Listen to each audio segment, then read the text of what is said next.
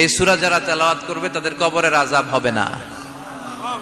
কবরে যাওয়া লাগবে কি লাগবে না? যাওয়া লাগবে না। কার কার হাত তোলেন? একজনও নাই। সবাই কবরে যাবেন।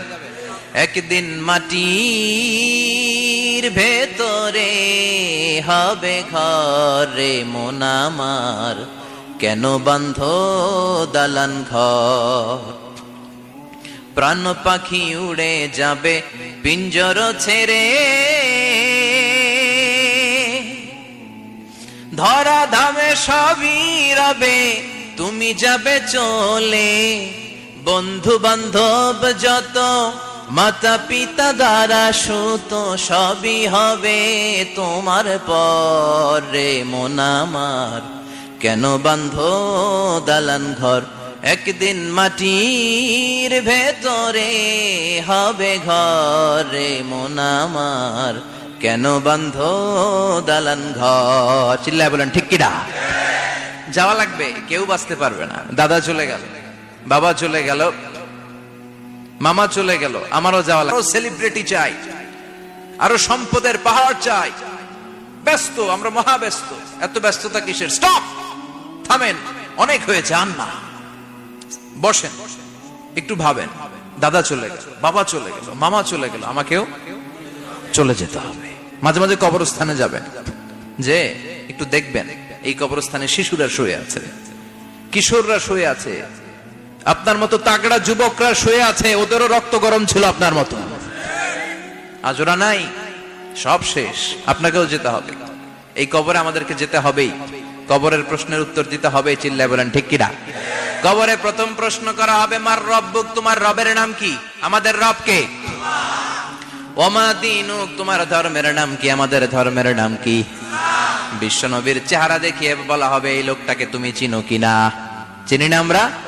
চাঁদের চেয়ে সুন্দর তুমি, নবী আমার কমলিহিওয়ালা, দু জাহানের বাদশা তুমি, প্যারা নবী সাল্লাল্লাহু আলা, দু জাহানের বাদশা তুমি, প্যারা নবী সাল্লাল্লাহু আলা, চাঁদের চেয়ে সুন্দর তুমি, নবী আমার কমলিহিওয়ালা। সুবহানাল্লাহ পড়ে।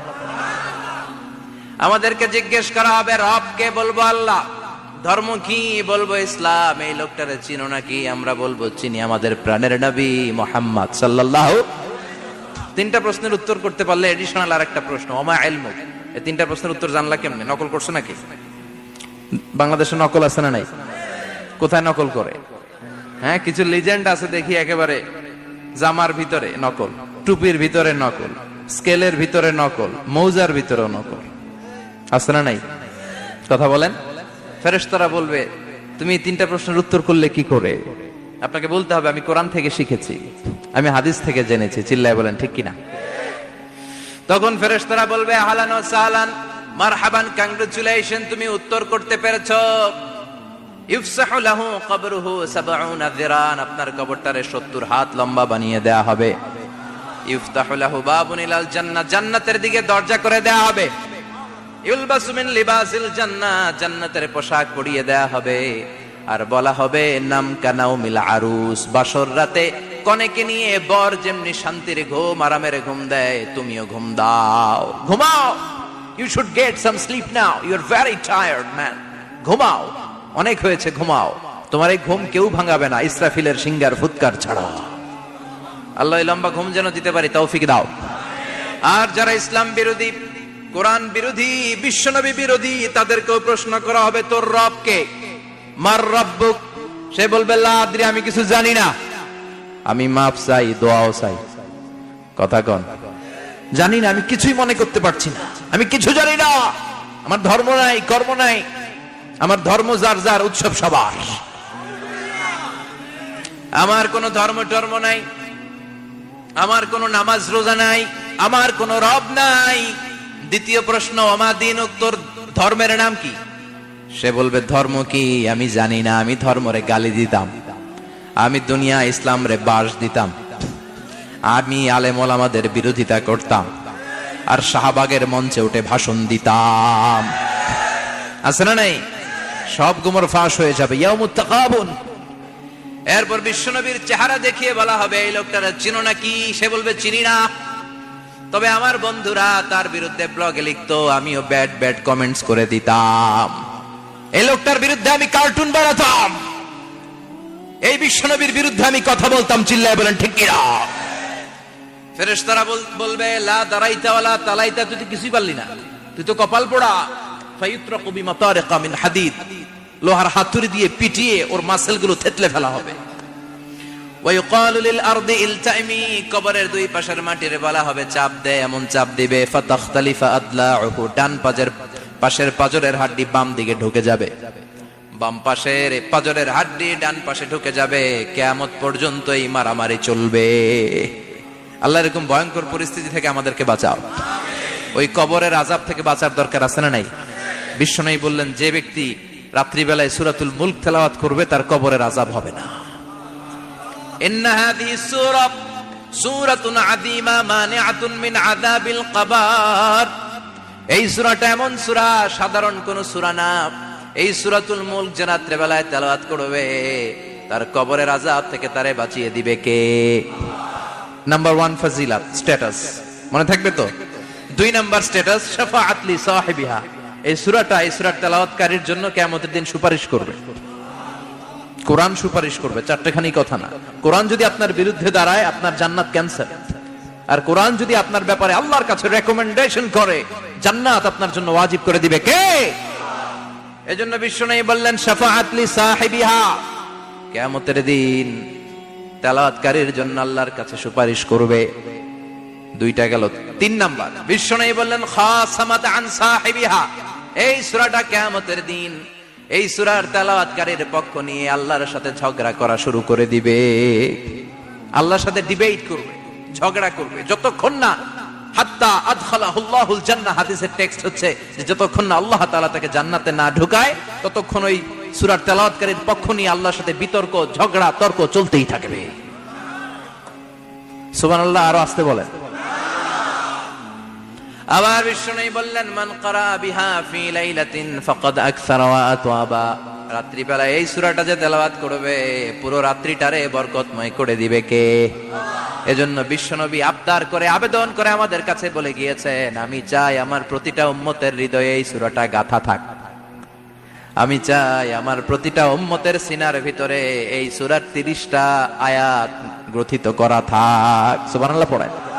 মাত্র 30টা আয়াত মুখস্থ করতে রাজি আছেন? 1 মাসে কয়দিন? প্রতিদিন একটা করে আয়াত মুখস্থ করলে এই সূরা মুখস্থ করতে লাগবে কয়দিন? হ্যাঁ, হোমওয়ার্ক, এটা আপনাদের বাড়ির কাজ। যেহেতু ক্লাসে হোমওয়ার্ক দেওয়া যায় না, আরবিতে বলে আল ওয়াজিব আল মানজিলি। আমি গতানুগতিক তাফসীর করি না, আমি সমাজের খুঁতগুলো ধরে ধরে ডিসকাশনের মতো আমি করি। বিভিন্ন জেলায় যে ওখানকার ইয়াংদের সাথেও বসি, কথা বলি, এটাই আমার তাফসীর, এটাই কোরআনের এক্সপ্লেনেশন এন্ড ইন্টারপ্রিটেশন। এতেই মানুষ উপকৃত হয় বেশি। চিল্লা এখন ঠিক কিনা? তো এটা আপনাদের বাড়ির কাজ, মাইথার দিয়া বাসীদের বাড়ির কাজ। হায়াতে আল্লাহ বাঁচায় রাখলে আবার কখনো দেখা হলে জিজ্ঞেস করবো যে মুলক মুখস্থ হয়েছে কিনা। কে কে মুখস্থ করবেন না হাত তোলেন। সবাই করবেন। এবার কে কে মুখস্থ করবেন হাত তুলে আমার না আল্লাহরে দেখান। আল্লাহ তুমি কবুল করো। আরো জোরে পড়েন আমিন। হাত নামান। এই সূরাটা it's an eye opener for you, এটা আপনার চোখ খুলে দিবে। এই সূরাটা আপনার চোখকে খুলে দিবে, আপনার ঘুমন্ত বিবেককে জাগিয়ে তুলবে।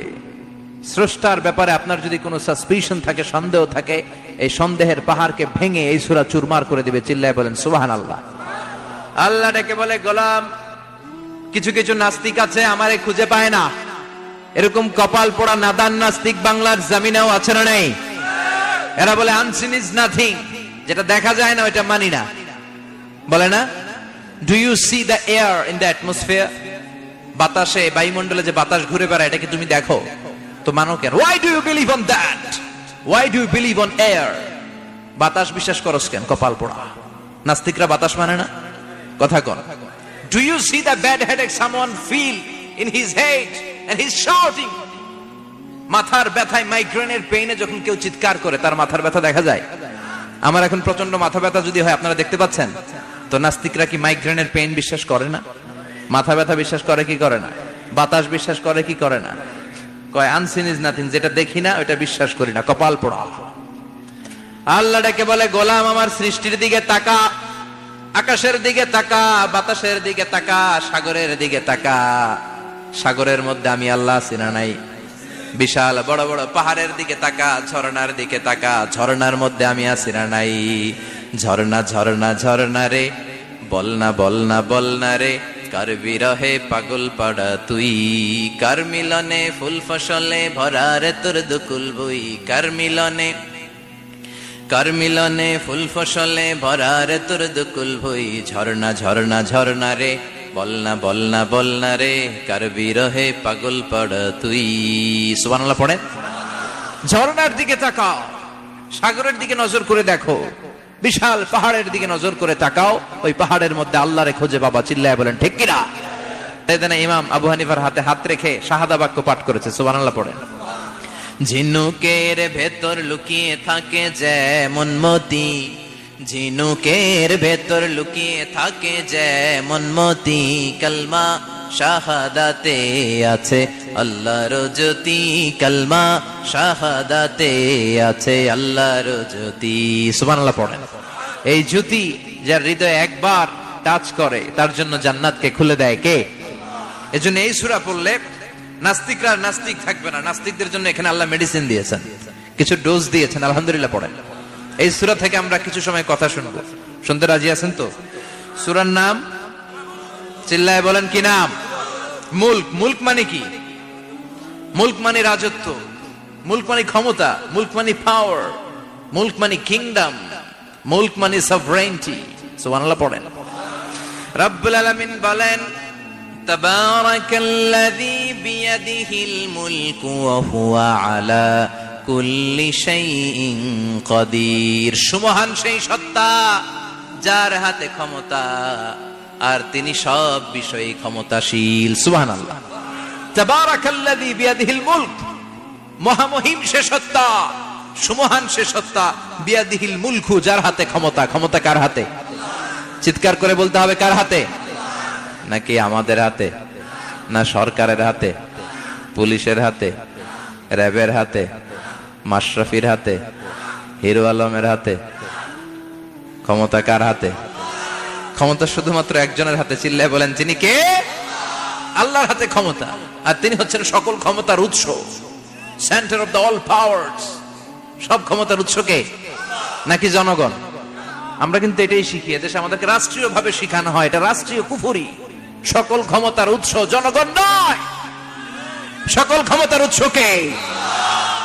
উনি ক্ষমতার উৎস, তিনি ক্ষমতাশীল, মহা ক্ষমতাধর, তার ক্ষমতার সাথে কারো তুলনা হয় না। আমাদের কি ক্ষমতা আছে? কথা বলেন। বল্লা পোকার কামড় খাইছেন? হ্যাঁ, মৌমাছি কামড়াইছে? মৌমাছি কামড়াইলে চিল্লাচিল্লি শুরু করে, তো কি ক্ষমতা আছে আপনার?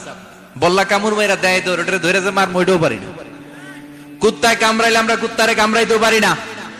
কথা বলেন। আমরা নাকি ক্ষমতার মালিক। পিছন থেকে কেউ যদি বলে হুজুর সাপ, মজা করে বলছি, এতই ভয় পাইছি। আসলে যদি ফস করে আসতো সব দৌড়।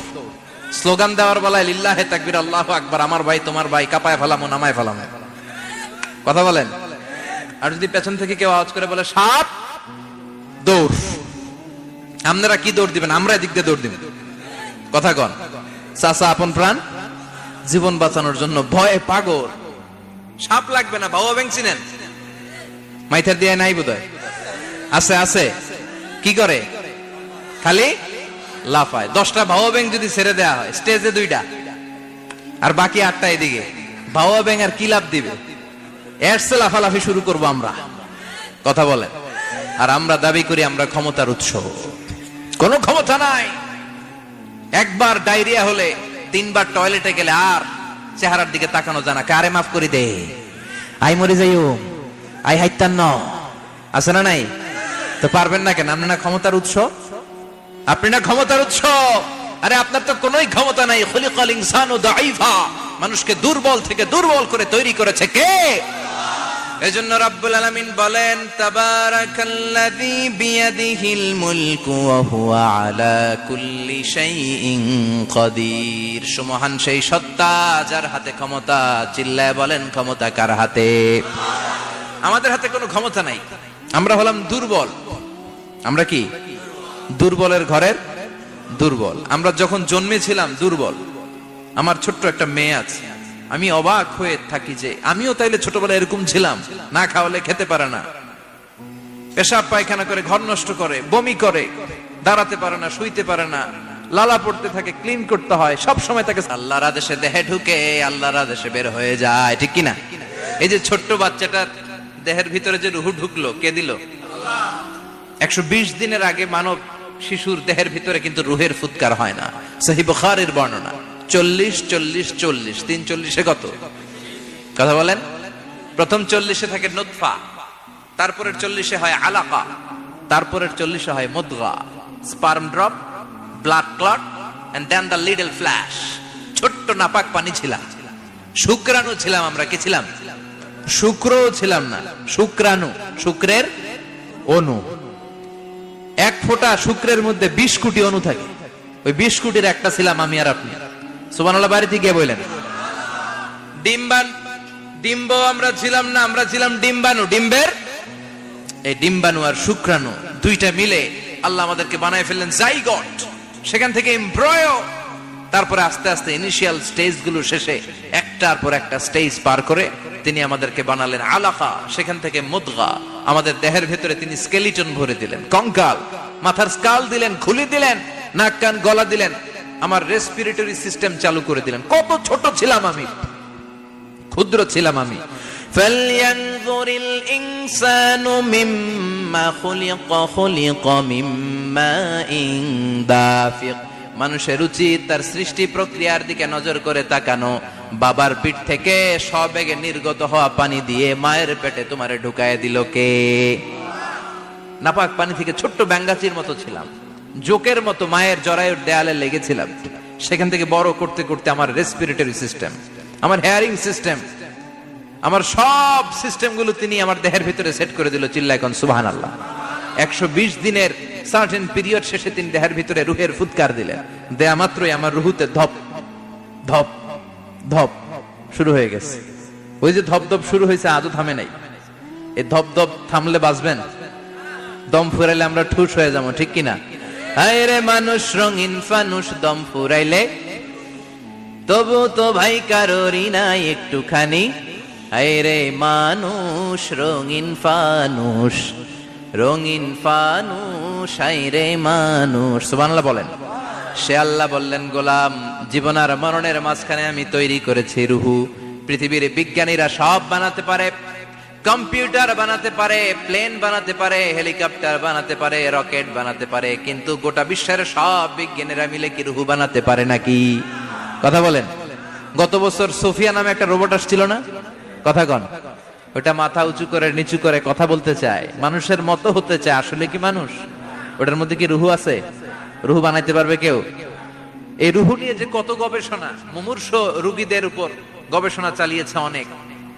বুলেট প্রুফ গ্লাসের ভিতরে মুমূর্ষ রোগীকে রেখে রেখে তারা চেক করতে চেয়েছে আমেরিকান বিজ্ঞানীরা যে রুহু কোন দিক দিয়ে বের হয়। তারা ওজন করে দেখে, মানুষ মরে গেলে কোন লাশের ওজন বেড়ে যায়, কোন লাশের ওজন কমে যায়। যেটাতে কমে গেছে 2-1 কেজি কমে যায়, তার অবাক। কিরা আগে ছিল 80 কেজি, এখন হয়েছে 78 কেজি, তার মানে 2 কেজি না, এটাই রুহু। এটাই কি? এটা হচ্ছে গবেষণার ধাপ। অনেকগুলো মডিউল তারা আনে, অনেক মুমূর্ষ রোগীকে গ্লাস ফিটিং করা, ইন্টেন্সিভ কেয়ারে রেখে তারা অবজার্ভ করে, আর অক্সিজেন মাস্ক খুলে দিয়ে তারা দেখে যে লোকটা ছটফট করে কিভাবে মরে। মরার আগে ওজন মাপ ছিল 80 কেজি, মরে গেছে পরে আবার ওজন দিয়ে দেখে 78 কেজি। কমছে কয় কেজি? বিজ্ঞানে কয় পাইছি। সবাই কয় কি পাইছো? কয় রুহু। কই পাইলেন? কয় আগে 80, এখন 78, 2 কেজি। রুহুর ওজন কয় কেজি? তো বিজ্ঞানীদের সিস্টেম হচ্ছে যে কোনো একটা বিষয়ের উপর গবেষণা চালালে তারা পূর্ণাঙ্গ ডিসিশনে পৌঁছতে পারে না। They couldn't jump to the final conclusion just on one module, based on one module. They cannot do it. তাদের অনেকগুলো মডিউল আনতে হয়। তারা আবার নমুনা আনলো আরেকটা। মুমূর্ষ রোগী, অক্সিজেন চেম্বার লাগানো, মাস্ক লাগানো, এটা খুলে ফেললে মরে যাবে। বুলেট প্রুফ করা গ্লাসের ভিতরে ঢুকিয়ে এটার ওজন মাপ, এটার ওজন 60 কেজি। এবার মাছ খুলছে ছটফট ছটফট করে, এটা শেষ। এবার মাপ দেখ, এবার মাইপা দেখা গেছে 63 কেজি। কয় কেজি বাড়ছে? এক একটার এক এক সিস্টেম হইতেছে, কোনোটা কমে, কোনোটা বাড়ে, কোনোটা কিচ্ছু হয় না। সবাই কয় তাইলে আপনি রুহু পাইলেন কই? আগেরটা কম ছিল, মনে করছিলেন 2 কেজি কমছে, ওইটাই রুহু, এখন 3 কেজি বাইরে গেছে, মিলাইবেন কি দিয়া? কথা কন। আল্লাহ ডেকে বলে, গোলাম কিয়ামত পর্যন্ত একটার পর একটা মুমূর্ষু রোগীকে বুলেট প্রুফ গ্লাসের ভেতরে ঢুকাতে পারবি, গবেষণা করতে পারবি, মাগার রুহু খুঁজে পাবি না। চিল্লায় বলেন ঠিক কিনা? কারণ এই রুহুর মালিক কে? সে আল্লাহ বললেন, আল্লাযী খালাকাল মাউতা ওয়াল হায়াতা লিয়াবলুয়াকুম আইয়ুকুম আহসানু আমালা। জীবন আর মৃত্যু বানালাম তোমাদেরকে পরীক্ষা করার জন্য। পরীক্ষা আছে না নাই? গোটা দুনিয়াটাই পরীক্ষা। আল্লাহ যারে পছন্দ করে বেশি তার পরীক্ষাও। আসাদুন নাসি বালাআন আল আম্বিয়া। এই পৃথিবীতে আল্লাহ সবচেয়ে বেশি বালা মুসিবত দিয়ে পরীক্ষা করেছেন নবীদের। কারণ নবীরা আল্লাহর কাছে কম প্রিয় না বেশি প্রিয়? যেহেতু প্রিয় বেশি, পরীক্ষাও। এজন্য মুমিনের উপর যদি পরীক্ষা আসে, মুমিনের উপর যদি অত্যাচার আসে, মুমিনের উপর যদি ধৈর্যের পরীক্ষা আসে, জেল জরিমানা আসে, মুমিন ওইটারে ভয় পায় না। মুমিন ভয় পায় একজনকে। চিল্লায় বলেন তিনি কে? কারণ আল্লাহর ঘোষণা, ওয়ালা তাহিনু ওয়ালা তাহজানু। ঘোষণাটা কার? ভয় নাই, তোদের চিন্তা নাই। আনতুমুল আ'লাউনা ইন কুনতুম মুমিনিন। তোমরাই বিজয়ী হবা যদি মুমিন হও, যদি মুমিন হও। এজন্য ধৈর্যের পরীক্ষা দিতে হবে, আল্লাহর উপর তাওয়াক্কুল করতে হবে, অত্যাচার আর জুলুম আল্লাহর নামে সহ্য করে যেতে হবে। চিল্লায় বলেন ঠিক কিনা? কারণ মুসলিমের সাথে আল্লাহ থাকে। মুসলিমের বদদুয়াকে বিশ্বনবী ভয় করতে বলেছেন, কারণ মুসলিমের বদদুয়ার মাঝে আর আল্লাহর মাঝে পর্দা থাকে। যারা দুনিয়ার বুকে জুলুম করে তাদেরকে ক্ষমতার মসনদ থেকে নামিয়ে দেয় কে? আর যারা মজলুম হয়, যাদের রক্ত দিয়ে জমিন ভেজে, তাদেরকে জমিনের ক্ষমতা দিয়ে দেয় কে? আর যারা রক্ত ঝরায়, ইতিহাস বলে তারা শেষ পর্যন্ত প্রাণ আর জান নিয়ে পালাবার জায়গাটা পায় না। চিল্লায় বলেন ঠিক কিনা? এজন্য মুমিন খুব ভালো করে জানে, রাত্রি যত গভীর হয়, সুবহে সাদিকের সময় কাছে আসতে থাকে। গর্ভবতী নারীর পেটের জ্বালা যন্ত্রণা, ব্যথার পেইন যত বাড়ে, নতুন মেহমান আগমনের সময় কাছে আসতে থাকে।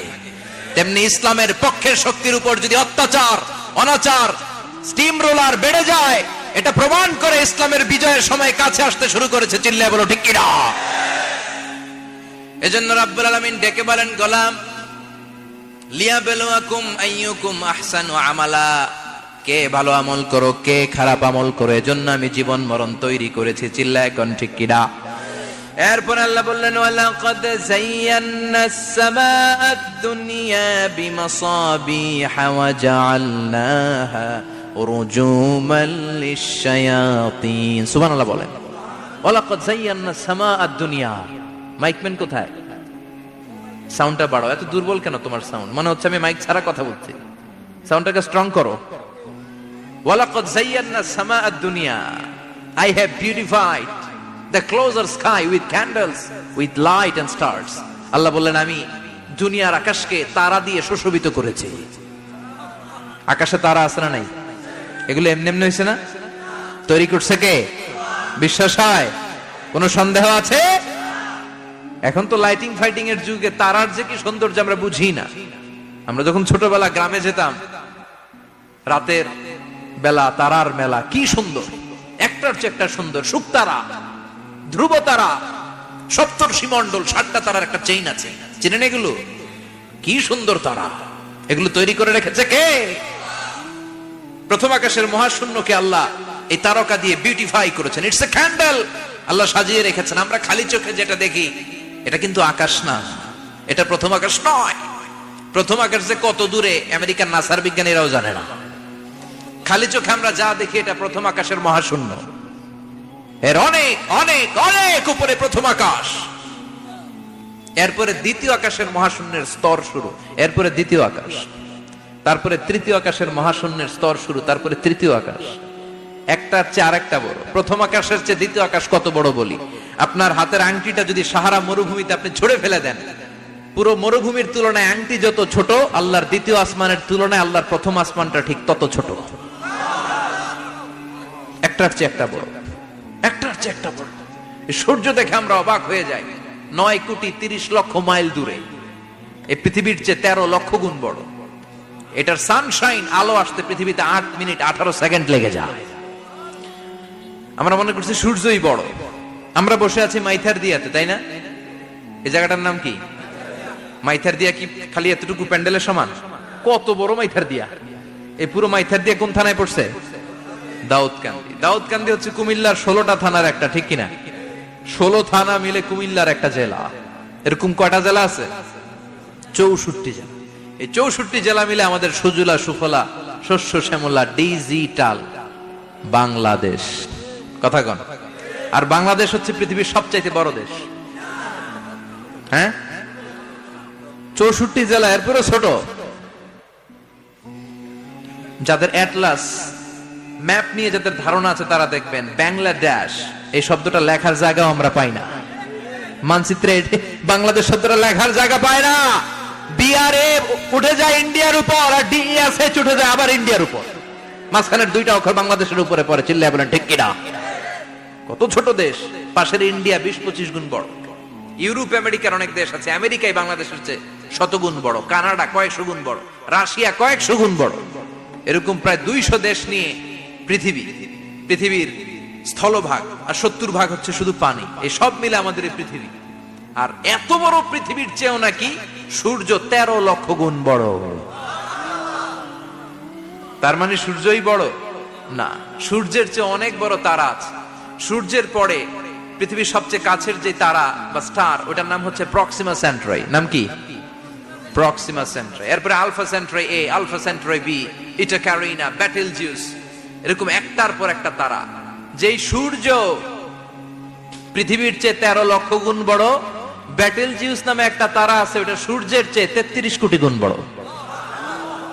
তার মানে কি বেটেলজিউসই সবচেয়ে বড় না? ছোট্ট একটা তারা। এই বেটেলজিউসরে খেয়ে ফেলাইতে পারে এরকম 1000 কোটি গুণ বড় সাইজের তারা আছে না নাই? এরকম কয়েক বিলিয়ন তারা নিয়ে আমাদের গ্যালাক্সি গঠিত। আমাদের গ্যালাক্সি, এটার নাম মিল্কি ওয়ে। এটার নাম কি? আমাদের গ্যালাক্সি। এই গ্যালাক্সিতে আমাদের অবস্থান। এরকম কত হাজার কোটি গ্যালাক্সি আছে আমেরিকার নাসার বিজ্ঞানীরাও জানে না। আমাদের গ্যালাক্সির সবচেয়ে কাছের যে গ্যালাক্সি, ওই গ্যালাক্সিটার নাম হচ্ছে অ্যান্ড্রোমেডা। কি নাম? অ্যান্ড্রোমেডা। আমাদের গ্যালাক্সি থেকে কেউ যদি কাছের গ্যালাক্সি অ্যান্ড্রোমেডাতে যেতে চায়, তার 2.5 মিলিয়ন লাইট ইয়ার্স সময় লেগে যাবে। কথাটা কঠিন হয়ে গেছে, আমি ভেঙে বলি, তারপরে সুবহানাল্লাহ কই। আমাদের গ্যালাক্সির নাম মিল্কি ওয়ে। মিল্কি ওয়ে থেকে যদি কেউ অ্যান্ড্রোমেডাতে যেতে যায়, কত সময় লাগবে? 2.5 million light year. Light year মানে আলোক বর্ষ। আলোর গতিতে যদি ছোটা যায়, 2.5 মিলিয়ন মানে হচ্ছে প্রায় 25 লক্ষ। তাহলে পৃথিবীতে সবচেয়ে দ্রুতগামী যে বিষয়টা আবিষ্কৃত হয়েছে সেটা হচ্ছে আলো। এই যে লাইট মারলে যে ছুটে, এই লাইট প্রতি সেকেন্ডে 1,86,000 মাইল বেগে ছুটতে পারে। 1 মিনিটে না, 1 ঘন্টায় না, 1 মিনিটে না, 1 সেকেন্ডে আলো চলে যায় কয় mile? 1,86,000। Could you imagine that? আপনি কল্পনা করতে পারেন? হয়তো মাথা নাড়াইতেছেন। এটা কি কল্পনা করা যাবে? আমার তো তার ছিঁড়ে যাচ্ছে। 1 সেকেন্ডে নাকি আলো ছুটে 1,86,000 মাইল বেগে। 1 সেকেন্ড শব্দ কইতে তো 2 সেকেন্ড লাগে। কথা কন। এর মধ্যে আলো চলে গেছে 1,86,000 মাইল। তো কোন রকেট যদি আপনি পান, যে রকেট দিয়ে সেকেন্ডে 1,86,000 মাইল বেগে রকেটটা ছুটবে প্রতি সেকেন্ডে, খেয়াল করেন, ঘন্টায় না, মিনিটে না, কিসে? সেকেন্ডে। যে রকেটটা সেকেন্ডে 1,86,000 মাইল বেগে ছুটবে, ওই রকেটটা দিয়ে আমাদের গ্যালাক্সি থেকে আমাদের পাশের গ্যালাক্সি অ্যান্ড্রোমেডাতে পৌঁছতে আপনার 25 লক্ষ বছর লেগে যাবে। সুবহানাল্লাহ বাড়িতে গিয়ে বললেন। এরকম বিশাল বিশাল তারা দিয়ে আমাদের আকাশটারে বিউটিফাই করেছে কে?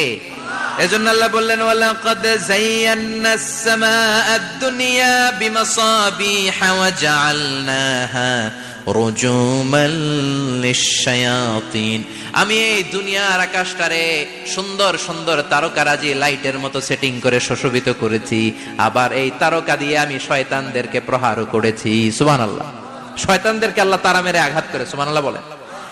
এরপরে এই সূরার প্রথম রুকুর শেষে আল্লাহ বললেন, وأسروا قولكم أو اجهروا به إنه عليم بذات الصدور ألا يعلم من خلق وهو اللطيف الخبير আল্লাহ বললেন وأسروا قولكم তোমরা যদি গোপনে কথা বলো আও ইজহারু বিহি কিংবা স্পষ্ট করে বলো সব শুনে কে আপনি যেমনি